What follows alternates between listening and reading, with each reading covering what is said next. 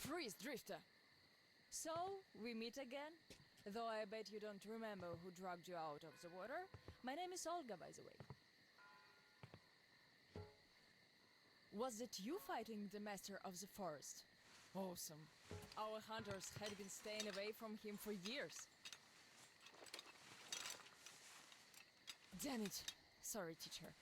The locks all rusted up. Your friend Alyosha is already at the dam. He said your colonel won't wait, so you don't have much time. Sorry, I can't take you there. At today's council session, the pirates moved to attack your train, but they had no right to even call one without me present. As usual, I need to go and sort this out. But I have a few minutes to give you some directions. You need a boat to get to the dam. And our pirates keep all the boats at their swamp camp.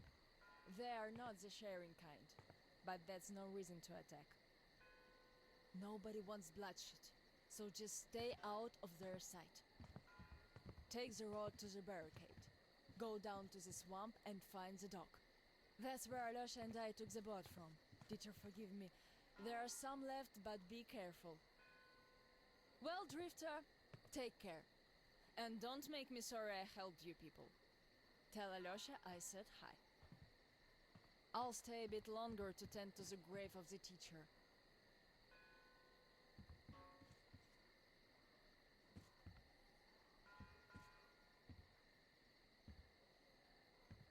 Decided to relax a bit before the trip.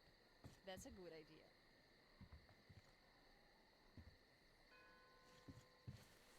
And I'm stuck in thought here. Once the master decided to haunt the vicinity, people all but stopped coming here, though they haven't forgotten. The teacher raised us all, taught us how to survive in the forest. If not for him, we'd all be long dead.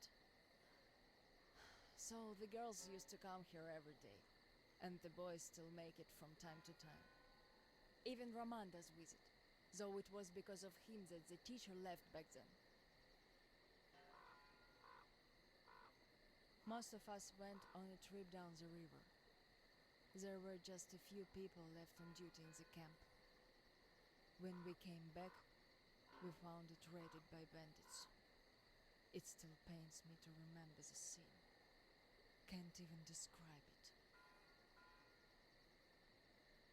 Once we and the younger group were done crying, the teacher was digging the graves alone. The elder boys were nowhere to be seen.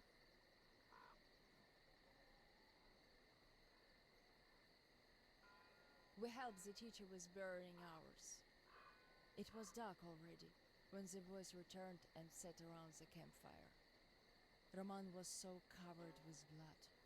You could only see his eyes and teeth. Then they started talking. Tracking was easy. The bandits didn't even try covering their tracks. So the boys waited till they all got drunk in their camp and shot them with bows. Then Roman knifed the wounded like they were deer.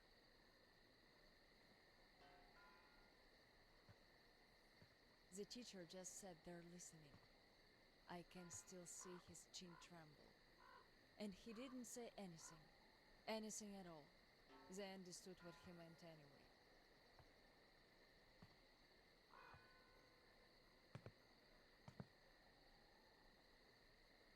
Come morning, he was gone. To this church.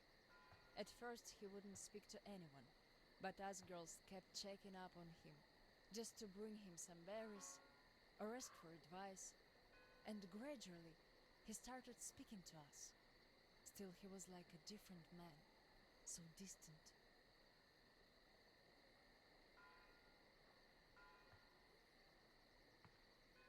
He never talked to the older boys anymore, though he'd reply to their letters, and to the rest of us who'd keep visiting him, he would always say we had to become their conscience, keep them from becoming monsters. But how do you do that?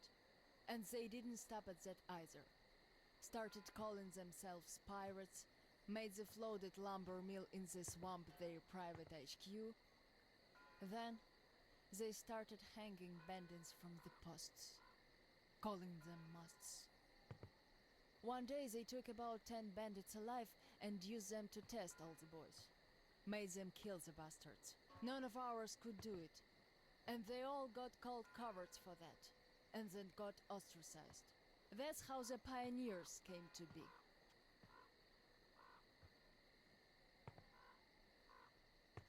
Of course, they all calmed down by now. They are talking to each other at least. But back then, only Luda and I could speak for the teacher at the council meetings.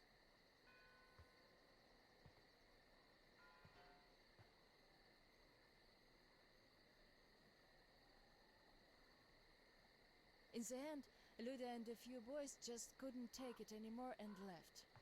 I wonder if they found a better place to live. I still keep checking the radio hoping to hear from them.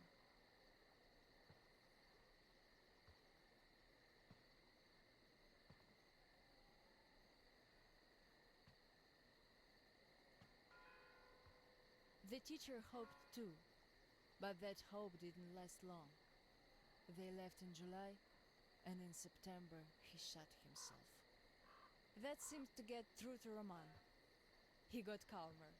Some of the elder guys went over to the pioneers. After all, the important thing is that we stay together. So now I have an important voice at the council. 'Cause I can kick ass if they don't listen. And not just because they're not supposed to hurt girls. A fair fight is a fair fight. Thing is, the only one I lost to in a fair fight was Roman. And even then, I gave him a blue eye he had to wear for a week. That earned his respect. The one I had the most trouble with was the Admiral. He was Roman's right-hand man. Wouldn't leave the lumber mill no matter what. Kept saying we must defend it if we don't want the mutants to eat the whole valley. But the radiation levels kept climbing there. Roman checked it with the counter himself. So at one council meeting, Roman and our instructors had everyone vote against the Admiral, and the pirates went on to build a new fort near the shore, where it's still okay to stay. The Admiral would have none of that, so he and his most hardcore flunkies stayed at the mill. I never heard from them again. Radiation's not to be played with. The teacher didn't warn us all for nothing. So now, without the Admiral, there is nobody who'd dare give me any trouble in the council. I'll put a leash on them tonight, all right. Don't you worry. I just need some time to gather my thoughts. I don't like politics, really. You could listen to the teacher's diary if you like. He kept recording it, as if he knew. Yes, I must have heard it 100 times already, and still, we let him down. We really did.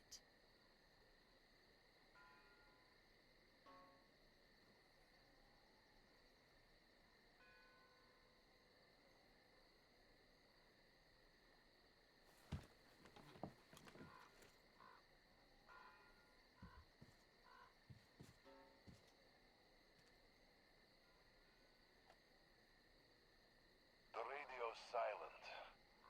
My last hope for giving them a positive goal, leading them out of this forest dead end, was a complete fluke. Where did I go wrong? How could these great, talented, active, brave, honest, friendly children who would actively seek justice turn into monsters? Sure, I'm no Pestalozzi, but I did all I could. And even more, I gave them all my soul, my life. And what did that result in? A society of shut-ins who only respect strength and are no less cruel than the bandits they fight. Yes, some of them kept their purity, shrugged off the bad influence, and ended up leaving. I gave them all the fuel I had. But how few they were. Most changed. Could it be that in this world that routinely changes even the harmless animals into nightmarish freaks, mankind simply has no future? What is there to hope for? What's the point of even going through the motions anymore?